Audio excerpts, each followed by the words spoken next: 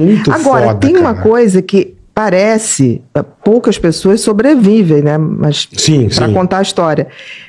Os 3 pacientes meus que sobreviveram, eles disseram assim, na hora que eu estava caindo, que se jogou de algum lugar, eu quis parar. Eu falei assim, eu me arrependi. Puxa. Cara, quando me disse isso, foi juro. Parece que na hora que a gente vai mesmo, o organismo faz não. Imagina, deve fazer. E é tarde. Então eu fiquei pensando muito com isso, tipo assim, cara, e as pessoas que foram pensando que poderiam não ter ido? E tem uma coisa que eu acho bem bacana, e que todos os médicos têm que saber, as famílias têm que saber. A gente, quando trata uma pessoa, ela comete o suicídio, a polícia é obrigada a nos investigar. Sem problema nenhum. Porque todo suicídio você tem que abrir um processo. Porque tem que ver se não tinha algum parente, se o médico não fez complô com algum parente. Tanto que eu falo, gente... Complô com algum parente? Pra herança, tudo pode acontecer. Cara, que loucura. Mas é normal, é protocolo. Protocolo. Complô com algum parente. Meu amor, tudo pode acontecer. Claro. Então, Vi de Suzane Richthofen. Exatamente. Então, assim, eu falo isso porque um colega meu uma vez falou, perdi um paciente, suicídio, a polícia me ligou. Eu falei, é normal, cara. Não é nada contra você. Sim, tem que investigar, lógico. Você vai lá e vai dizer tudo direitinho. Lógico. Eu senti ele meio assustado, mas eu falei, não fica assim, faz parte. A gente tem que colaborar, entendeu? Para ajudar a conhecer. Eu recebi 2 vezes pais que vieram com essa coisa, levaram amigos, ex-namoradas, e não foi identificada nenhuma causa. E aí você não sabe o que dizer para esses pais. Por que o filho... Tive 2 famílias que me procuraram depois do filho comigo e falaram, eu queria que o senhor ajudasse a entender. Mas depois... Meu amor, porque durante... Porque não deu sinal nenhum. Se a gente já fica angustiado, você imagina o pai ou a mãe.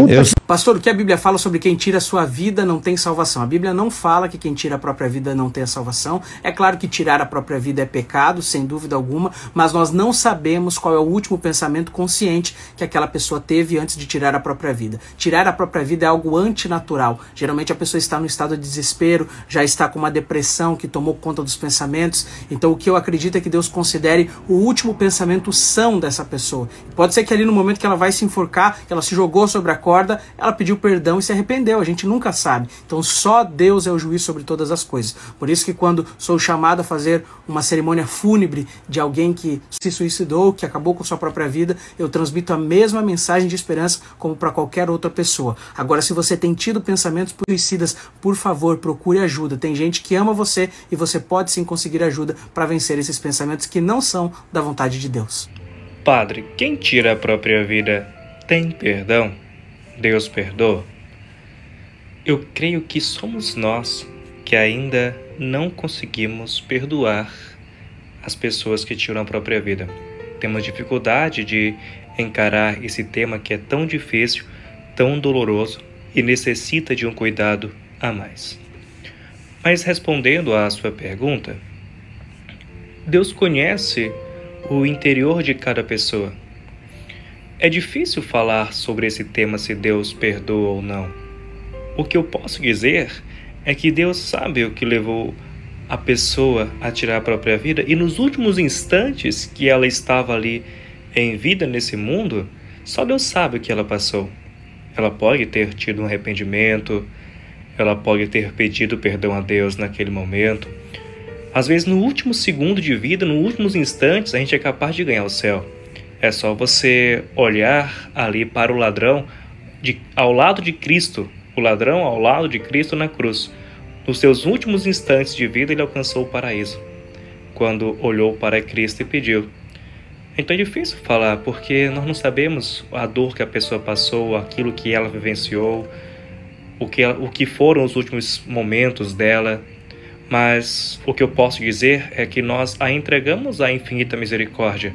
E Deus, que tudo sabe, tudo conhece, também pode, pela sua misericórdia, salvar a todos. Olha, é a primeira vez que eu conto isso em rede, hein? Da hora. Mas eu tive que fazer terapia para contar isso aqui. Poucas pessoas sabem disso. Eu estava numa clínica tratando da minha depressão.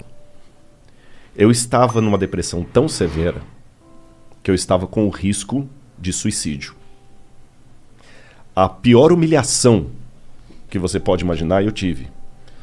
Eu tive um ex-aluno, porque eu dava aula na faculdade de teologia, E dar aula de teologia é mais complicado do que dar aula de outras matérias, porque é teólogo, pastor.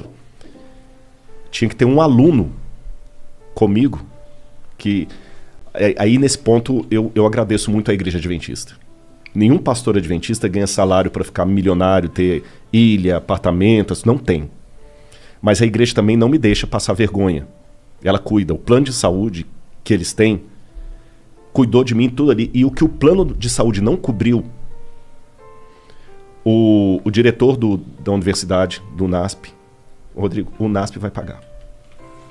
Mas eu tive muita gente na igreja que me ajudou. Eu tive fogo amigo, o cara que vem para te fritar.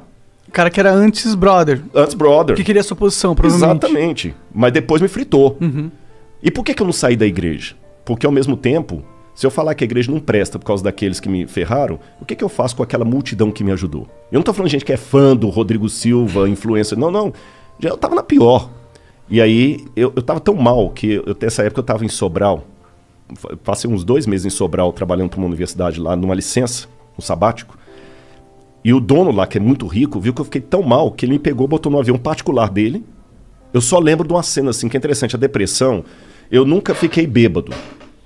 Mas eu deduzo que é mais ou menos aquilo, porque eu não lembro detalhes, eu lembro flashes. Entendi. Você entendeu?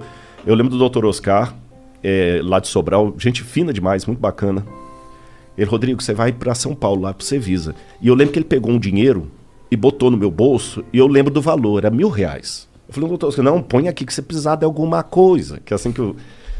E o piloto dele trouxe, e eu já não lembro mais nada. Eu lembro eu no quarto, vários dias no escuro, só fazia xixi, um xixi amarelo, não queria comer nada, muito mal. Você sabe por que você tava mal? Assim? Sim, foram problemas particulares, pessoais, que me afundaram, eu já tinha o gatilho. Entendi. Porque todo mundo tem seus traumas desde a infância. Claro. A minha infância foi uma pocilga emocional, que o lar que eu tive, meu amigo, por favor, minha mãe dormia com faca debaixo do travesseiro, punhal, falando que ia matar meu pai. Imagina você escutando isso com 6 anos, 7 anos de idade. O meu irmão tem o cóccix quebrado até hoje, violência doméstica. E meu irmão que já morreu, ele vivia falando que ia me matar. Você tá entendendo? Então, quer dizer, eu cresci num... Um ambiente tóxico. Nossa, mãe, toxiquíssimo. Você nem sei se existe essa...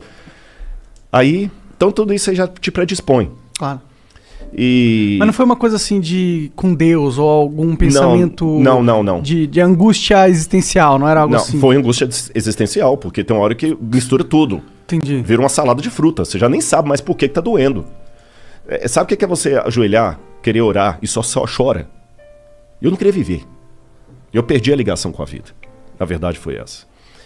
E quando eu cheguei, eu lembro na clínica lá, e eu lembro das meninas tentando, Rodrigo, come, as meninas, as enfermeiras que ficavam lá. Não queria ver ninguém. E com pior, naquela época eu já era conhecido. Então, assim, é pior, cara, porque a sua vida vira um Big Brother, todo mundo sabe. E foi uma situação muito complicada. Problemas emocionais estouraram e tudo. E eu mal. E o que é pior? Quando você tá mal também, e você é conhecido, começa muita gente a falar abobrinha. Aí muita coisa... Aí cada hora chegava, olha, estão comentando isso a seu respeito, aquilo a seu respeito, aquilo a seu respeito. Cara, tem uma parábola que fala das penas alçadas ao vento, sabe? Que o pai mandou o menino soltar as penas lá, e falou, agora vai recolher. Não tem como recolher, falei, são como as palavras que as pessoas soltam, né? Então não estou entrando no mérito da questão, porque é uma coisa bem particular o que me levou aquilo ali, mas eu estava mal e com muito comentário que me arrebentava. E comentário de pares, de gente de igreja. Entenda um pouco como que é. Aí, quando eu cheguei, eu fui saber disso depois, a médica que tinha que assinar para eu ficar lá, chamaram a psiquiatra. Ela foi lá, doutora Natália. Ela nem me conhecia. Ela não me conhecia. E ela sabia que eu não podia estar lá. Ou outro médico que estava falando assim, ele não pode ficar aqui não tem condição técnica de recebê-lo, porque se eu me matasse ali dentro, imagina. E ela sentiu uma voz que falou com ela assim, cuida dele. Médica, não estou falando de ninguém provinciano, não. Inteligentíssima. Fez mestrado na Unicamp, nossa, a Natália tem uma cabeça extraordinária. Eu fui saber disso tudo posterior. Ela mesma, como médica, ela falou assim, mas você vai arriscar o seu CRM se ele ficar aqui, acontecer alguma coisa? Vou. Mas eu senti que é para deixar ele aqui e cuidar dele. Nem ela sabe o que ela fez. Sabe? Ela assinou e eu fiquei lá. Ela responsabilizou. Eu tava lá em tratamento. Mal. Um belo dia eu ia fazer uma besteira. Tu planejou? Planejei. Tô contando isso pela primeira vez aqui. Eu peguei uma corda, botei na mochila, saí do quarto. Lá tem um lago muito bonito. Eu ia fazer uma bobagem. Eu não estava ateu. Não. Não. Mas tem um sentimento pior do que o do ateísmo. O nada. O abandono. O abandono. Sentia que Deus tinha te abandonado? É. Você tá entendendo? Porque você descobrir que você é órfão porque sua mãe morreu na gravidez é diferente de descobrir que ela tá viva, mas te jogou no lixo e alguém te achou. O Peter falava comigo assim, eu falei, Peter, eu sei porque você não quer acreditar que Deus existe, porque se ele existe e você não consegue explicar a dor, você tem alguém para odiar, então é melhor acreditar que não tem ninguém lá em cima. Só que para mim tinha, e por alguma maneira ele tinha me abandonado. Nesse dia eu ia acabar com tudo. Quando eu desci lá no lago, eu resolvi despedir da vida. E eu falei com ele muito bravo. Falei, olha, eu sei que eu errei na minha vida, o senhor não é culpado de tudo, mas eu fracassei. O senhor tinha talvez muita coisa para mim, mas desculpa. Eu pisei na bola. Fiz porcaria. Na hora que eu estava assim, chegou uma das enfermeiras, sentou do meu lado. Lembro como se fosse hoje. Oi, amiguinho. Eu lembro até a roupa que ela estava. Ela estava com aquelas calças que vai até o... Eu vou explicar porque que eu lembro da roupa. É que vai até o tornozelo aqui, chinelo de dedo. Tudo bem, amiguinho? Eu falei assim, não, por quê? Não sei se você que me diz, porque Deus mandou eu vir aqui que você está precisando de mim. Está precisando dele. E a mesma coisa que a médica falou, ele mandou eu cuidar de você. O que tem nessa mochila? Agora eu vou contar o bastidor da história. Essa enfermeira, ela estava no plantão dela. Que lá tem a clínica e tem a casa de alguns funcionários solteiros que é ali dentro.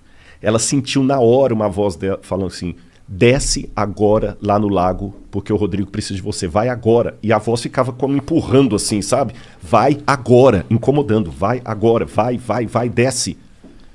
Aí ela pegou, gente, mas que isso? Não posso ir lá no lago, eu tenho plantão aqui, eu tenho que... Vai agora. Ela falou, tá bom, eu vou. E ela ainda tinha um problema ainda, que a chefe dela estava querendo um motivo para mandar ela embora. Então ela falou, se a minha chefe me ver deixando o plantão aqui, descendo lá pro lago, vai sobrar para mim. Mas tá bom. Aí ela chamou a amiga dela, falou, me cobre aqui que eu tenho que dar uma saída. A amiga, tá bom. Aí quando ela foi descer, não. Você vai pro quarto, vai trocar de roupa, vai botar essa roupa e vai descer a paisana. Eu falei, gente, eu não posso. Se eu atravessar aqui, a chefe me viu, eu tô lascado. Vai agora. E dando ordem mesmo assim. Quando ela chegou, eu tava lá no lago. Eu sou cético demais para acreditar que isso é coincidência.